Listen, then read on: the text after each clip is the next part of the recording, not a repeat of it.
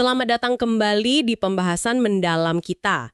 Kali ini kita mau nyelami sesuatu yang mungkin kedengerannya dasar banget ya, tapi ternyata dampaknya besar loh di dunia teknologi, terutama pengelolaan informasi, yaitu teks biasa atau plain text. Nah, sumber kita kali ini intisari dari bab The Power of Plain Text. Ini dari buku The Pragmatic Programmer, buku yang cukup terkenal ya. Ya, buku legendaris itu. Betul.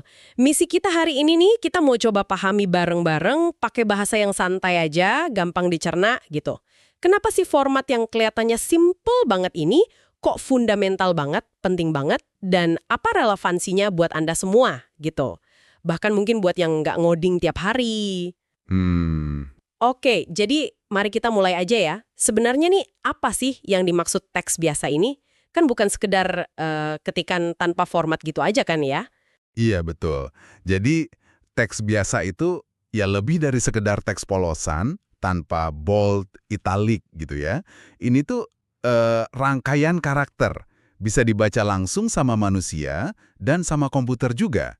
Dan yang penting, punya makna yang bisa diinterpretasi. Jadi, ya bukan kode biner yang acak-acakan gitu.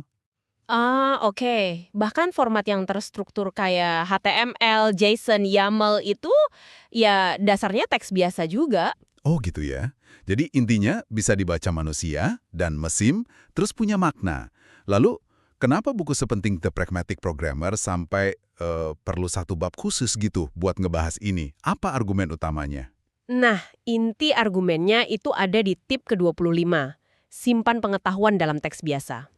Pengetahuan di sini maksudnya ya aset paling berharga buat programmer atau siapapun lah yang kerjaannya ngolah informasi.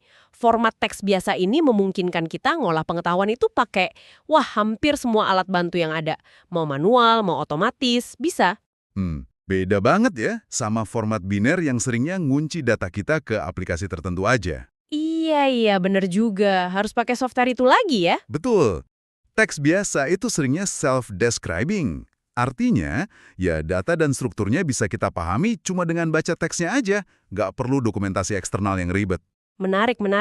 Itu langsung nyambung ke salah satu keunggulan yang dibahas di sumber kita ya, jaminan terhadap keusangan. Maksudnya biar nggak cepat basi gitu ya? Iya, persis. Data dalam teks biasa itu potensinya hidup lebih lama dibanding aplikasi yang bikinnya. Coba bayangin aja, nemu catatan digital Anda dari, katakanlah, 10 tahun lalu, Wah, lama tuh. dan masih bisa dibuka pakai editor teks apa aja yang ada sekarang. Itu kan kekuatan yang sering kita lupain gitu. Awet banget jadinya. Bener banget. Arsip digital jadi tahan lama ya? Kepak sekali. Dan itu nyambung langsung ke kekuatan kedua, memanfaatkan alat yang ada. Hampir semua perkakas komputasi standar itu bisa langsung ngomong pakai bahasa teks biasa. Oh iya, contohnya? Ya, mulai dari editor teks yang paling simple, terus sistem kontrol versi kayak Git, sampai alat-alat di terminal kayak Grep buat nyari pola teks di banyak file sekaligus, atau diff buat bandingin dua versi file. Oh iya, Grab sama diff itu sering banget kepake ya? Banget. Ini sejalan sama filosofi Unix yang kuat itu. Pakai alat-alat kecil yang fokus satu tugas, yang kerjanya di format data universal. Apa itu? Ya, teks biasa. Fleksibilitasnya luar biasa jadinya. Nah, ini dia nih. Jadi kalau kita nyimpan misalnya file konfigurasi sistem atau catatan penting dalam teks biasa, gampang banget ya nyari info spesifiknya. Atau ngelacak perubahannya pakai Git tadi, atau bandingin versi. Betul. Ini juga nyambung ke poin berikutnya yang menurut saya, ini penting banget dalam software development. Pengujian yang lebih mudah. Benar sekali. Kalau kita butuh data contoh, data dummy gitu ya, buat ngetes sistem kita, Iya. bikinnya dalam format teks biasa itu gampang banget. Nggak perlu tool generator khusus atau library yang ribet. Tinggal ketik aja datanya. Gampang dibuat, gampang dicek juga. Simpel ya jadinya. Iya. Dan ini bawa kita ke keuntungan terakhir yang juga penting. Teks biasa itu jadi semacam penyebut umum terendah. Atau kalau istilahnya lowest common denominator. Maksudnya gimana tuh? Penyebut umum terendah. Gini, di lingkungan kerja sekarang kan seringkali sistemnya macam-macam ya. Beda bahasa pemrograman, beda platform. Oh iya, campur-campur. Nah, teks biasa ini jadi kayak bahasa universalnya gitu buat tukeran data. Format yang paling mungkin bisa dibaca dan ditulis oleh semua sistem itu ya teks biasa, tanpa perlu penerjemah khusus lagi. Oke, jadi kayak jembatan gitu ya antar sistem. Bisa dibilang gitu. Tentu ya ada minusnya juga ya, nggak mungkin sempurna. Apa tuh kekurangannya? Teks biasa mungkin makan tempat penyimpanan lebih banyak dibanding format biner yang dikompresi. Ah, iya karena nggak dikompres ya. Betul, dan bisa jadi butuh waktu komputasi sedikit lebih lama buat diolah, buat diparsing. Tapi argumen di buku ini, kelemahan ini seringkali nggak seberapa dibanding keuntungannya. Apalagi buat metadata atau data yang ukurannya nggak gede-gede amat. Jadi trade-off-nya masih sepadan lah ya. Seringnya begitu. Dan kalaupun ada isu keamanan, ya teks biasa tetap bisa dienkripsi kok. Jadi bukan berarti nggak aman sama sekali. Oke, sip.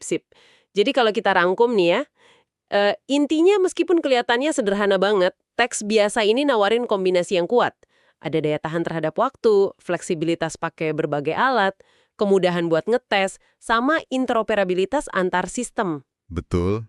Ini bukan soal teknologi jadul ya berarti, tapi lebih ke prinsip desain informasi yang, cerdas dan tanggur gitu ya. Persis, ini soal milih format yang memaksimalkan akses kita ke data itu dan meminimalkan ketergantungan di masa depan, biar nggak repot nanti. Nah, terus apa artinya ini semua buat pendengar kita nih?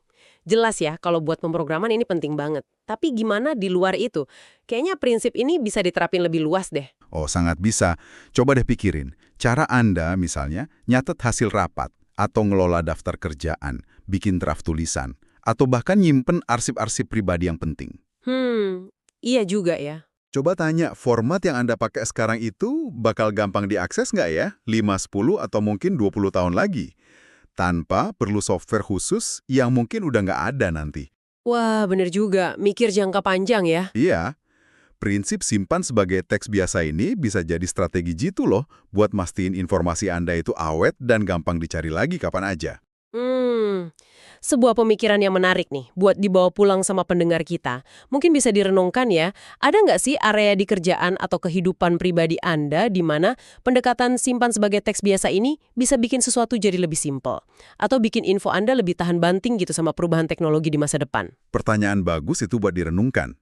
Kadang solusi paling kuat itu justru datang dari hal yang paling sederhana kan? Betul sekali. Ya, kami harap sih pembahasan kita kali ini yang kita coba bawain sesantai mungkin ya, bisa ngasih Anda wawasan baru lah soal kekuatan tersembunyi di balik teks biasa ini. Kalau Anda punya ide topik lain yang pengen kita bahas, atau ada saran, atau mau komen soal diskusi kita hari ini, monggo banget ditulis di kolom komentar di bawah ya. Iya, kita senang banget dengar masukan dari Anda semua. Dan tentu saja jangan lupa subscribe ya, biar nggak ketinggalan pembahasan-pembahasan mendalam kita berikutnya. Terima kasih banyak sudah menyimak, sampai jumpa. Sampai jumpa.